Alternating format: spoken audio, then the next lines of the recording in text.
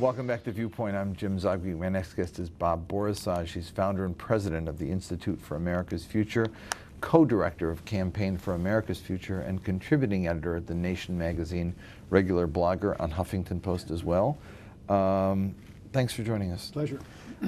You've done this before, but we made some boards. I want to put them up, and I want you to talk over, if you would, the question of where we are today. I think that we, in the debates that are afoot, we lose sight of the hard, cold facts, the numbers of how many people in poverty, what the unemployment rate is, the shocking numbers about the disparity between rich and poor. It's stunning. If you would just lay out where are we on jobs, income, what's happened to the American dream? Well, every part of the American dream is imperiled. We have 25 million people looking for full-time work. We have most of the jobs being created are low-wage jobs, while the high-wage jobs continue to get shipped abroad. For the 70% of Americans who didn't graduate from college, they've lost about 20% of their income over the last 30 years. And so the entire middle class is sinking. Then you lose $10 trillion in housing value with the collapse of housing prices. That's the leading source of savings for most middle-class families. You have healthcare costs going through the roof. Only about half of the employers now offer healthcare to their employees, and most of them have very high deductibles or co-pays, so that you paid the first $1,000 out of your pocket. The retirement security, retirement savings have been trashed. Pensions are gone, and now Social Security and Medicare are under assault at the federal level. This is an American dream, which was basically, kind of basic security for a broad middle class with an opportunity to enter it if you worked hard. That is disappearing in America. One of the things that's interesting about the polling that we've been doing over the last couple of decades is the answer. We always ask what we call the Reagan questions. Are you better off than you were? Do you think you'll be better off in the next 4 years, something? But then we ask, are you better off than your parents? Or do you think your kids will be better off than you when they're the same age? I ended up defining the American dream as being able to answer, yes, my Proudly, kids will be better off. And this is the first generation. We used to get 2 to 1. Yeah. Now we get 1 to 2. Yeah. Less than a third of Americans think their kids will be better off than they are, and 2/3 think they won't be. And most of those are parents who have their children coming back from college or high school and living downstairs because they can't afford an apartment. Yeah.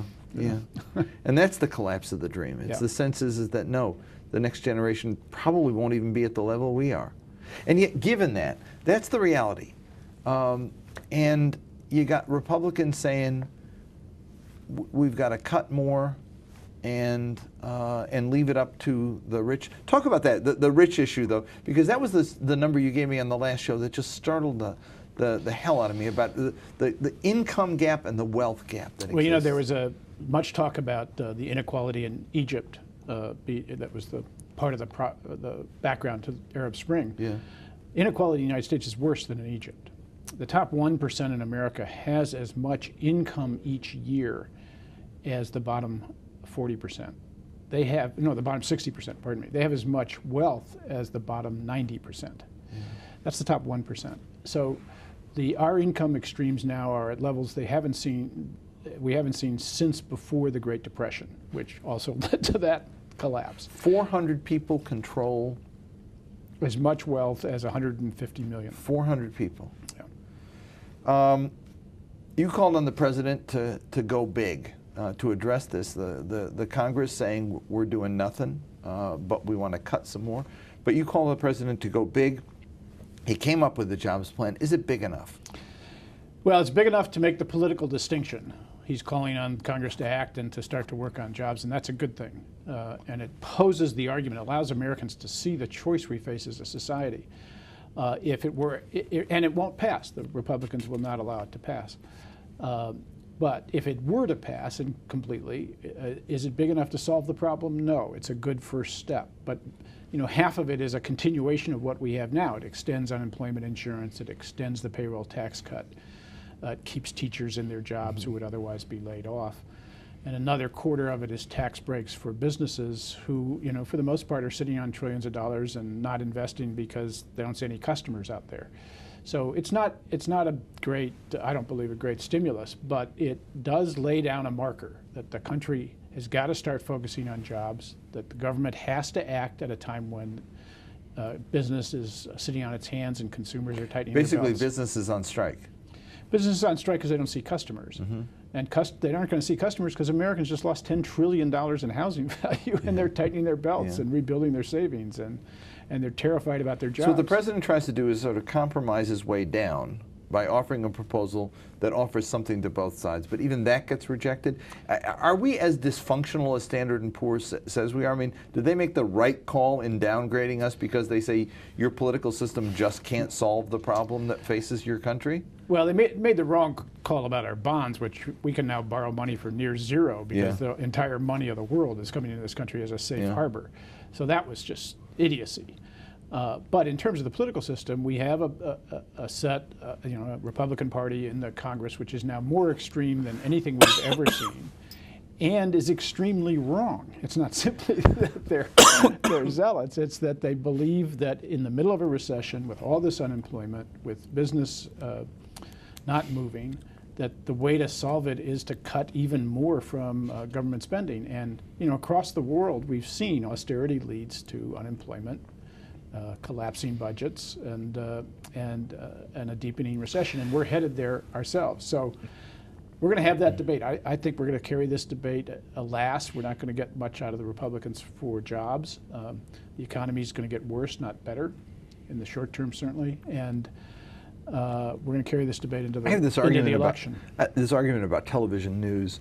They argue in the networks that the American people aren't interested in news. They don't watch the news, so they dumb the news down, and they keep adding soft news and making it actually more and more banal, and the ratings continue to go down, which makes me wonder, maybe if you upgraded the news and made it actually an interesting and compelling story, you actually might get some viewers. It's almost the same thing here, with Congress doing what they're doing, and 90% of America think we're on the wrong track. Favorable ratings for Congress right now are at 12%. Lowest ever. And Republicans have a lower rating than Democrats in terms of job performance, and yet we keep doing the same old thing. I mean, no one is actually coming out of this one looking good. Right. Well, I think Republican position is either they're fools or they're knaves. They're fools if they really believe what they're doing because it's a mistake, and a huge mistake. Or they're knaves. They want the economy not to do well because they know the president will be blamed for it, and they think they can take over Washington as a result and really have their way. Either way, it's a deep disservice to the country. And we've had this problem with the president compromising, adopting their talking points, dancing through, around the raindrops, so that Americans never are very confused about where he is. And terrified about where the economy is. So they're looking for leadership, they're looking for clarity, and we hope that the president has made this turn now, that putting out the jobs bill and saying that he'll veto anything coming out of this special committee that goes after Medicare or Medicaid without forcing billionaires at least to pay the same tax rates as That's one thing I wanted to ask you about. He calls for now reinstituting some of the tax cuts, getting rid of those cuts and reinstituting taxes on the very wealthy. And he says it is a prerequisite for any consideration of changing Medicare or Social Security.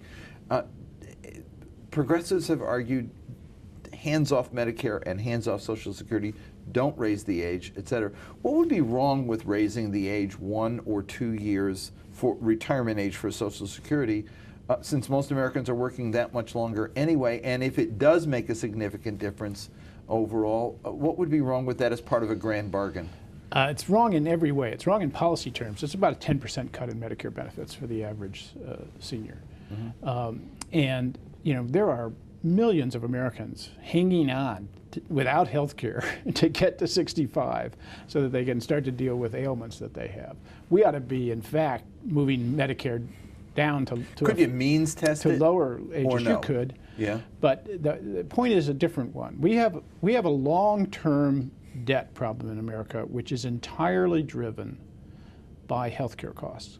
But it's not that Medicare's out of control or Medicaid's out of control. Our healthcare system is broken. We spend twice per capita as other industrialized countries and get worse results. I mean, that's, you know, we've got to change our healthcare system. So there's a 9% increase in rates coming up. Right, and there's two ways to do it. You can cut Medicare or means test Medicare or raise the retirement age, which doesn't solve the problem. It just says seniors are going to pay more, right, and not the government. Or you can address the problem of a broken healthcare system and reorganize it and force the drug company, you know, allow Medicare to negotiate bulk price discounts with the drug companies instead of banning them from doing it. You know, take on the insurance companies and the private hospitals and the way we, the shameful way we price healthcare services. Let me get some calls in. We got California holding. The numbers are up on the screen. Give us a call if you want to get in this discussion with Bob Borosage. California, your Good question. afternoon, gentlemen. Hi. I have one main question. Sure. We have two comedians in California. One does a lot of good for children. The other one postures as a congressman. And only one of them? well, the one that I try to stay away from. Anyway, about 8 years ago, after I retired, I raised the question because the United States purported to have an unemployment rate of about 7.2%. And when I called his offices, one of his quote-unquote staff members answered me that that is the figure. And when I drilled a little bit and tried to get the base of these numbers, they were going to get back to me, which of course never happened. But at the time I mentioned that, please remember now I said about 8 years ago, that in my estimation that the unemployment rate was probably closer to 20%. I'm fairly well traveled, went to Europe quite a bit, etc. Had some insight. What is your answer to that number at this point? Thanks for the question. Well, the official rate, as you know, is at about 9.1, and there's no question that if you include in the unemployment rate those people who are forced to work in part-time jobs, those people who have left the employment pool because they're so discouraged, those people that haven't gotten started, they've graduated from high school and just never even gotten into the employment thing, it's way over 20%. I'd say it's about 23, 24% now. You have a conference coming up. Starting on Monday, the Take Back the American Dream Conference. This is 1,000 activists from around the country coming together to really plan the next 18 months and how we're going to build a movement and build on the momentum that's already started. To start to demand that Congress be responsible not to that top 1%, but to the broad working people and working families that are under such pressure. And do you have hope that you can duplicate on the left what the Tea Party's done on the right, that you can in fact create force to shift the debate? Yes, I think there's no question we can. We have for one reason we've done it before. If you remember, when Bush started to go into Iraq, there was a massive mobilization, more people on the street before we started the war, opposing that war than opposed the Vietnam War. And the New York Times said we were the #2 power in the world public opinion, right, behind the United States. And that energy almost beat Bush in 2004. It helped Democrats take back the Congress and elect Nancy Pelosi Speaker in 2006. It inspired a young politician named Barack Obama to think, hey, there's something moving out there, I can get in front of that. It had great force. It then was inspired by Obama. A lot of people thought their job was done. Other people pushed to pass the Obama agenda, and it got discouraged. But majority opinion is with us on all of these major questions. There's real energy out there, and there's real anger about what's going on, and there's a real chance to change this. Let's go to UK for one last quick call. I want to get you in before we break. Yes, hello? Yes, your question. Yes, I have a question to the gentleman your guest about the current economic crisis which actually affected Europe, and yesterday's statement of EU Commission, and they said this is the worst economic crisis affected the EU in history. And in USA, the current economic crisis... We only have a minute left. Quick. I'm going to have to cut you off. I'm sorry, but just talk about the European crisis. How is it related to us, and how does it play? Well, the European crisis is fundamental. I mean, they've got to figure out a way either to save the euro or you're going to have a deep recession there. You may have a deep recession there anyway. They're headed there. And if the euro collapses, the financial crisis through our banks will get replayed, and this economy will also feel it. Thanks for joining us, Bob, and good luck in your conference. Pleasure. That's all the time we've got for information. You can follow us on Twitter at AIUSA or log on to the website, aiusa.org. Thanks for watching, and we'll see you next week on Viewpoint.